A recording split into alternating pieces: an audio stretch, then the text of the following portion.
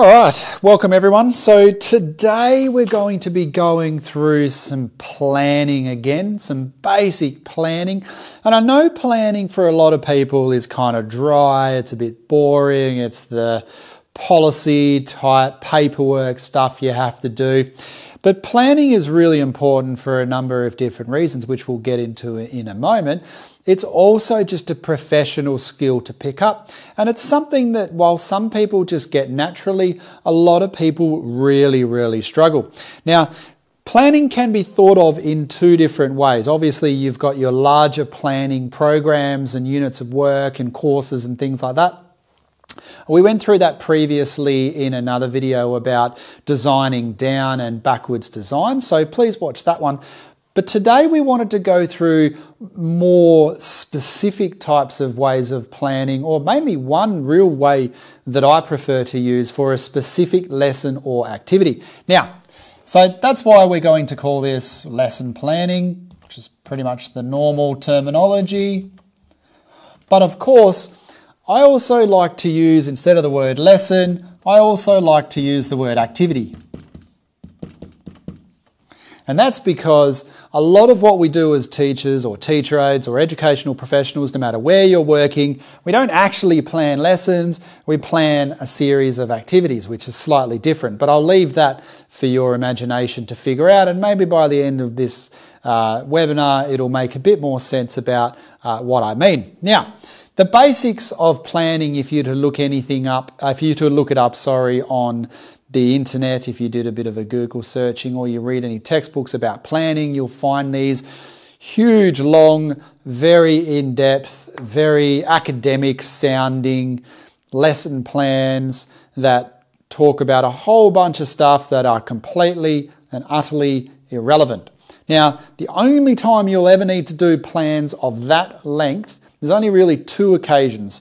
One occasion is if you're being audited by a government person for some various different reasons, which does happen. Schools do get audited, whether it's a private school or a public school. But generally speaking, they don't really care. The only other and the main reason is when you're at uni and you're doing your teacher training. That is the only purpose of doing it. The university lecturers always like to make people do these horrifically long lessons, and then as soon as you finish uni, you'll never ever do that ever again. It's a complete waste of time. But anyway, so let's say that you're doing a lesson plan in the normal world, and you're trying to plan something out so that not only can you remember what to do in the future, but also if you're replaced by someone else, then you'll also have that record and guidance on exactly what to do. Now, just as a quick side note though, most teachers don't do much planning at all in terms of actual lesson planning. They'll do a yearly plan, a term plan, or a semester planner. They may have an outline of what they're going to do per week. And quite often they'll have a weekly schedule that outlines what they're doing each week. And they'll have some type of diary. You may have seen the larger A4 teacher diaries. And at the end of one lesson, they'll quickly write in their diary what they'll be doing the next lesson. So if they're reading, let's say in one lesson, in an English lesson, they went through page 1 and 2, then the next lesson they'll go through page 3 and 4. And when you build up a bit of experience, a lot of teachers just do that simply to remind them, as just a reminder of where to pick up next lesson. And that's because over the years you tend to teach the same thing year in, year out. You adjust it and change it depending on the students, and you try and deliver a better product. But at the end of the day, if you're teaching reading, I wouldn't say there's only one way to do it, but there are some preferred methods of going about doing that suit your personality and the year groups and the types of kids that are in the school and the area where you're teaching. So this type of stuff is important because you need to be able to do this so that you can be able to move on to the point where you can largely do that planning in your head, but also having something of a simple basic technique or basic template is also important for professionalism. If you're a teacher assistant and you need to show your teacher or your teachers what you're doing for a specific group of students, then this is also a really good way to structure out your portfolio of work. So in specialist areas, specialist literacy programs, these type of planning things are quite important because a lot of other people may be using that same program, or they may be doing a program after yours, or sometimes you just do, because these don't take very long to do, they take 5 or 6 minutes, not even that. What then happens is it's just easy enough to do 10 or 20 of them in a couple of hours, and then you've got them sitting there year in, year out. So, let's get started. Now, imagine that you've just got a big page here and you're doing this on a Word document on a computer. I'd imagine most people are doing it on a Word document on a computer these days. Now, what you would basically have across the top is some type of title, right?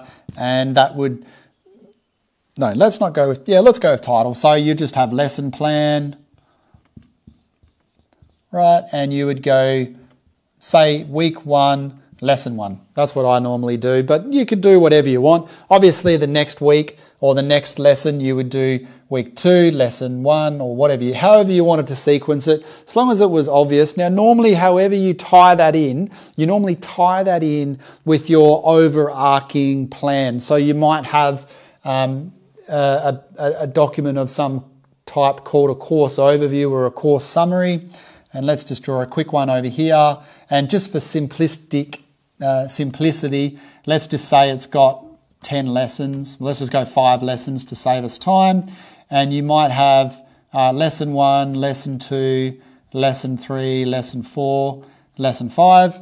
And you might call that, let's say that's week 1, week 2, etc. So what's there is what you'll put over here so that there's a clear link there. And if you're doing all this in a single folder as well, then you can actually just right click on that and insert a link so that it does a hyperlink directly to this. That's also a good way of doing that. Anyway, as I've said, with all the different strategies and techniques and approaches that we use, the way in which you do it, you don't need to be a purist or an ideologue on this.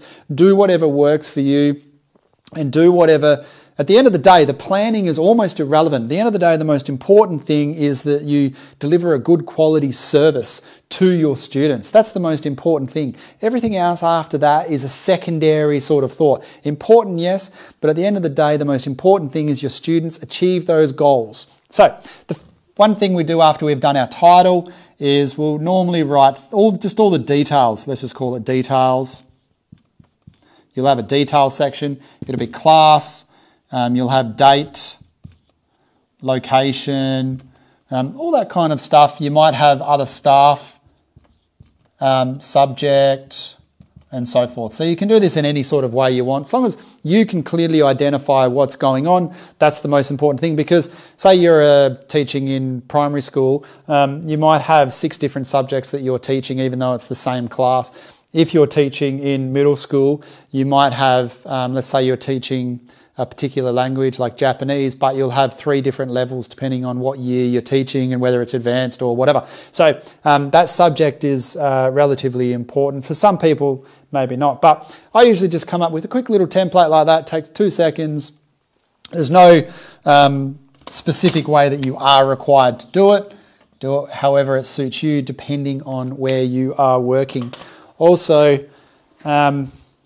that book there, you can find the templates in the very back.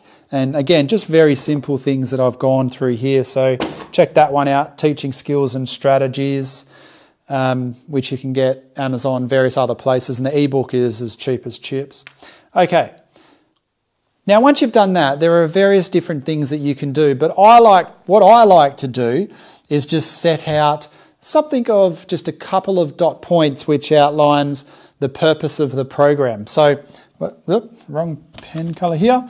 So the next one is purpose, and I'll just quickly run through. After that, I normally do goals,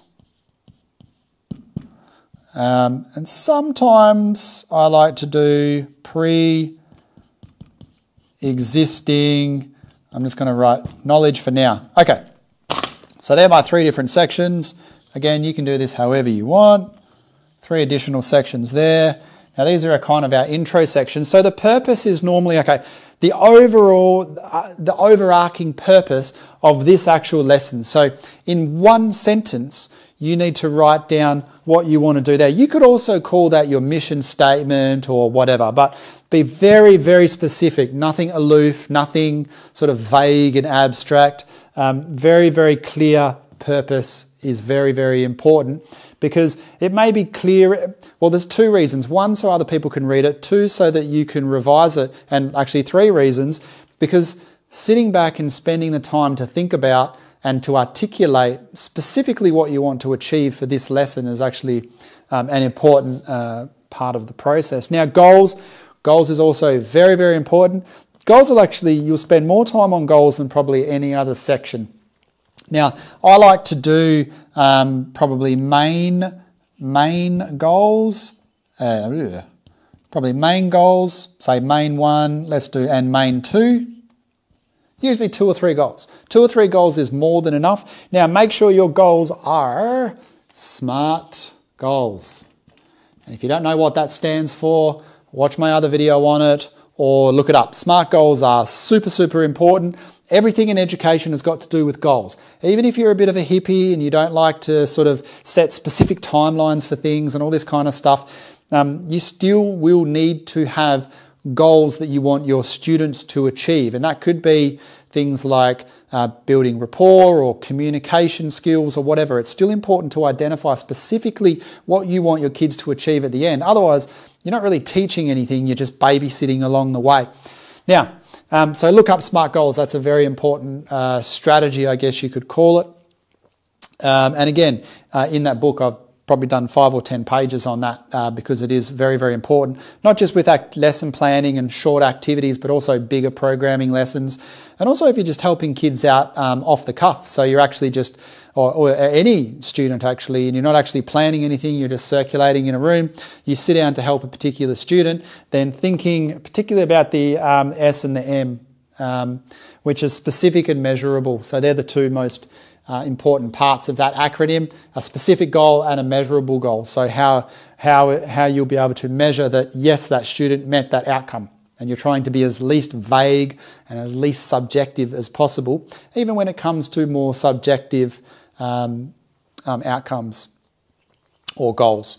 Okay, so you've got main 1, main 2, and you can also have sub-goals. So sub-goals is where you divide that main goal into 2 or 3 very specific things. So this is where you're trying to really narrow down and hone in on exactly what you want students to achieve. Now, you may decide also that originally your purpose was a bit vague, so you might want to change it around a little bit and get more specific, because remember, you don't have to teach everything in every lesson. So you can't have 17 goals. And in fact, personally, I would think that the more specific your goals and the fewer goals you have, the more likely students are to achieve those goals or to exceed those goals. If you're going to have 5 goals, hope that students achieve 3 of them, I wouldn't consider that to be best practice. I'd prefer to have 1 goal or 2 goals and have 95% of students go way beyond those goals. And for you at the end of the lesson to stop, think and reflect and recognise for your own self-confidence that yes, students achieved what you set out to achieve today. Much better to have a smaller number of goals than a larger number of goals for those reasons. And of course, a couple of sub-goals. Now, sub-goals aren't sub-goals or micro-goals. Now, these sub-goals or micro-goals simply break the main goal into various different parts. So let's say you've got, say, Year 6 students doing maths and you're doing the multiplication table, and this lesson is an intro, or say it'd actually be a revision to multiplication. So if the main goals was just to revise multiplication, you might want to do your sub-goals of, you probably wouldn't even bother with the 1 times table, 2, 3, 4, 5, 6 is usually pretty easy, and 10. So that might be the basics, and the sub-goals are those ones in there. And your main number 2 might be then to look at some of the, not the more tricky one, well, yeah, the more tricky ones, your 7, 8, maybe 6 times table, 11 times table, those types of things. So that might be a 40-minute, I guess, a quick revision lesson if you identified that students were really struggling with that, or for whatever reason you wanted to spend a lesson on revising the multiplication table, just as an example. So once you've figured out your goals and you're highly specific with your goals, remembering, of course, that you don't need to include everything. You're better off going with a smaller number of goals excluding certain things that aren't as relevant or aren't as important. There's always a million things we want to teach people, but we really just got to be specific. We can come back to other things later. You can always add some stuff in at the end of the lesson that for 10 minutes you might cover some more advanced bits and pieces for those who are able to extend themselves. Okay, and you've got your pre-existing knowledge. Now, this is a really important section, and this has got to do with a strategy called linking or building on existing knowledge. And that basically means that in this example, kids always come in, or students, if you're teaching adults, always come in with a lot of existing knowledge. In fact, tons of existing knowledge. The more you think about what they already know, what they potentially know, what they can recall, or what similar things that they know, even if it's a topic where they have no clue about or they've never done before, they'll still have a really good idea. They'll have examples that they can use, and so on and so forth. So that pre-existing knowledge is really important, and you can just try and articulate that with a few words there. I like to use dot points, so if you're going to do one sentence, maybe you do some 3 dot points. 2 or 3 dot points there is really a simple and easy way to do it. I wouldn't spend a huge amount of time on that, but bearing in mind as a key teaching strategy, building on existing knowledge or linking to existing knowledge, and joining what they already know to what you want them to know, and building that little bridge is a really good way to start your lesson. At the start of the lesson, you might spend 3 or 4 minutes doing that, getting students to recall where they're at, what they know, and so forth. So anyway, now after that is where you might have some other sections. I know people put in resources. Resources is a good section because I won't even put that up there, but resources is a good section because you can then just quickly tick off what you need if it's a type of activity or type of lesson that's got a lot of resource or is resource heavy. And that way you can just check them off really quickly first thing, or say 15 minutes before or early in the morning or whatever. If you're giving this to a temporary or relief person who's going to be taking over from you while you're away, having that list of resources there is really good because they can prepare it the day before, or you can prepare it for them the day before and have it all ready to go. So sometimes resources is a good section to have. I'll leave that up to you. Teaching strategies, reminders, there's a few other bits and pieces that you can put in there. Some people put in a behaviour management type section. Other people put in a specific sections around special needs or disabilities or specific learning needs, however you want to phrase that, depending on who you're teaching. But let's get to the crux of it. The main point of this is listing all the activities that's going to be happen. So we'll just come over here and do that. And there's 100 different ways you can do this. Here's what I like to do. I usually go 0 to 5, 5 to 10, 10, I know that should be 11 or whatever, it doesn't matter, to 20. Now for me, let's say, I'll keep going. 20 to 25, 25 to 40, 40 to 55, 55 to 60. Sorry if that's a bit small. So for me, I'll usually start at the top here. I won't do all those straight off the bat like I did just then. And I'll just write in what I want to do between those different time periods there. Now, obviously that's very flexible. You can change it up. Once you start teaching, you probably won't refer to this anyway, even if you've done it. Once you start teaching, you'll look it over and go, okay, I see what I'm doing there. You might look at it and go, oh, that's what I'm doing now, and off you go. Now, if you're using explicit teaching, which is what I always recommend, or various different iterations of it, explicit teaching, explicit. If you're using explicit teaching, then that'll be pretty well structured regardless of the topic for the whole term, year, whatever. So you'll get used to that. Now here, we might have our intro, which is our bridging to existing knowledge, which is introducing the topic, which is maybe some real basic stuff, making the assumption that we need to cover all our bases before we actually start the lesson. However you want to do your intro, that can also be a bit of a revision. Okay, and that'll take 4 or 5 minutes or so. I mean, for some classes, it takes 5 or 6 minutes for people to come in and get settled as it is. So to be able to get that done in a couple of minutes is important. Now, just make sure, another good reason to do this is to make sure that your revision doesn't go for 45 minutes. Because I remember as a kid where you sit into a class and the teacher talks for 45 minutes, you haven't really done anything. And I'm not saying that's not a horrible way to run a lesson if there's a specific reason to do that. But having a plan means you limit yourself to be able to work through the different strategies to best meet the goal at the end, because that's where you're at the end, right? Is those goals here. Did you meet those goals? Did you meet those goals there?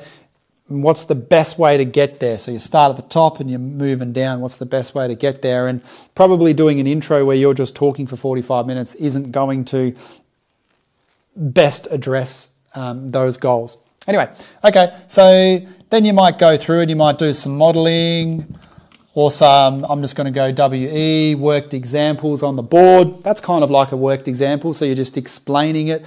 Obviously, lots of feedback from students, what we call opportunities to respond. There's a lot of research out there that shows that if you're allowing that back and forth between you and the class as you're doing your worked examples and you're modelling on the board, and this is just a model, so well, this is a model, but modelling means you're giving an example of how to go through and solve a problem or create something or whatever the topic is of the day. And your worked examples is just going through the process. Now, there's another strategy that is really important, and that's called think alouds. Think alouds. And that's what I'm doing right now, is I'm going through and planning it out. So whoever's, as a teacher or teacher aide or whatever, you're going through and doing it, and you're thinking aloud as a means to explain how to do something, explaining the options, explaining what you're thinking, what you could do, what you shouldn't really do, what some other people do, and so forth. So anyway, you're modelling and worked examples, say 5 to 10 minutes. And let's say you were doing Venn diagrams, right? Which is that thing there where you've got overlaps and things like that. Now, modelling you might do, let's say you just did one of those on the board. You might do one that takes 2 minutes and you'll use a think aloud and explain it, the reason for it. Use something logical or something simple that kids can see and imagine that's relevant to them. And then you might do another couple really quickly, just moving through really quickly and bearing in mind what we were saying before about those opportunities to respond. I think I started to say earlier that there is a lot of research out there that does show that the more opportunities to respond, the more questions you ask kids and the feedback that you get from them and the answers they get, that keeps them engaged in the lesson, they remember things more and so forth. So that's obviously best practice is that, I've run out of place here, but best practice is, let's go opportunity to respond, which is basically just asking questions. But you can also, using your worked example, get kids to come up on the board and draw things and do various different things. But we'll get to that in a minute. So there's your modelling. Now you might do, as I was just saying, a shared or guided practice. That's a good idea. Watch the videos about that. You might do pair work. You might do individual work. I'm just scribbling on the board. I just have a habit of scribbling on the board. It's how I think through in my head. You've got pair work. You might do some individual work. And again, see how quick this is? This is just like, I'd probably flip that around. 15 minutes for individual work is probably a bit too much. That might be dead silent sort of individual work. But if it's a Venn diagram, then what you might do is you might have one example here. You write it on the board. You go through and do it with the kids or whoever. So then that's your shared and guided. Someone might come up and you let them do their answers or whatever. Ask if anyone else has a different answer they'd like to talk about. And then you might do the answer on the board or however you want to do it. So, but you might go through and do 5 examples like that. And that might take 15 or 20 minutes. So that is your shared and guided. I think if you could get that done in 10 minutes, you'd be quite lucky. At the same time, they're doing a lot of deliberate practice, which is another strategy. And then you could go on and do some pair work. If maybe you want to swap or do 5 questions on the board, they do it silently and then swap. Or there might be some worded problem questions that students go through and do. Bearing in mind for maths, of course, worded problem questions are probably the hardest for most because they're combining their English language skills with their math skills. So that's where it gets a bit more tricky there. So anyway, you can play around with that. Explicit instruction is that model that I'm going with here. There's obviously lots of different variations on that depending on the age group and things, but that's just what I've gone through here as an example. And we might do some group work or a game or something like that. So let's just say we do a group thing. Normally we call that whole of class activity. So you might do a quiz or something like that. And then at the end, we've got the last 10 minutes. Now, again, that could be a quick little quiz. It could be, you would always do a review. So generally you would say, right, we want to quickly summarize, review, go through the basics. Does anyone have any problems? Here's what we learned today. Here are our 3 goals. We met this goal. We met this goal. If anyone has any problems with any of these goals, please come and see me. You might do a quick example on the board and go, right, we're now going to do a quick little test. I want you to show me your answer. Do not look at your friends. And as you walk out the door, I want you to quickly show me on this scrap piece of paper. That's just one possible way of doing that. Doing a whole lesson on Venn diagrams too is probably a little boring, but it is an important part of the maths curriculum. So obviously you'd want to do something of a game, make it a bit more fun. You might want to get kids out of their seat and have them moving around somehow.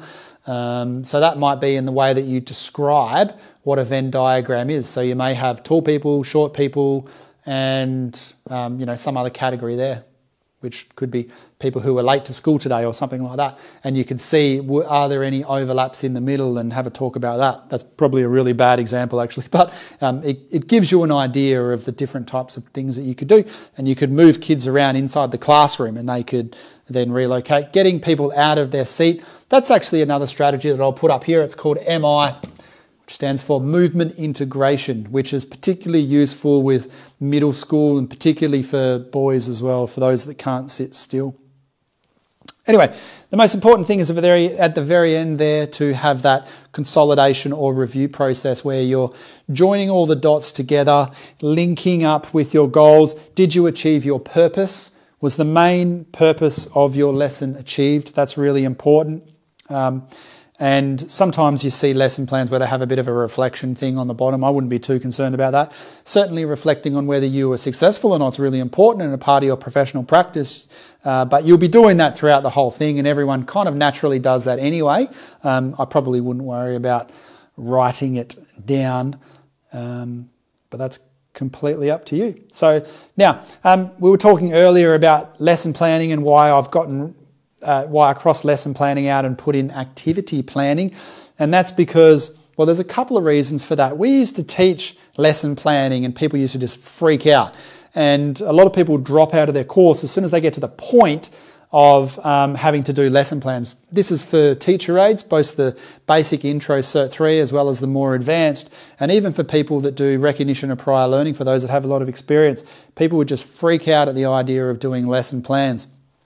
So we changed it and started calling it activity planning, and suddenly we didn't have that problem anymore. So it's just a bit of a psychological tweak there to start thinking about things with just a different title, but has a completely different effect on how people approach it. And that's because these are all activities. They're all just separate activities that you're going through. So I like to use the word activities instead of lessons. Lessons is a bit old school. Oh, and one other thing, by the way, goals in schools, particular, you'll quite often see them being called various different things like learning outcomes and learning purpose, and there's lots of different terminology. People like to reinvent terms in any industry, particularly education.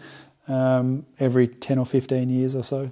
But at the end of the day, goals are still goals. It's what you want students to achieve by the time they get to here, and you need to figure out the best way to get there from that starting point being their pre-existing knowledge. So actually maybe you'll be able to flip those two up the other way, because pre-existing knowledge probably comes before goals in that logical, chronological sequence. So, the other reason I like to use the word activity planning is because a lesson is traditionally seen as being, say, 45 to 60 minutes. I used to teach year 11s and 12s and at a senior college at one point, and their lessons are 2 hours. So you do 2-hour blocks of lessons.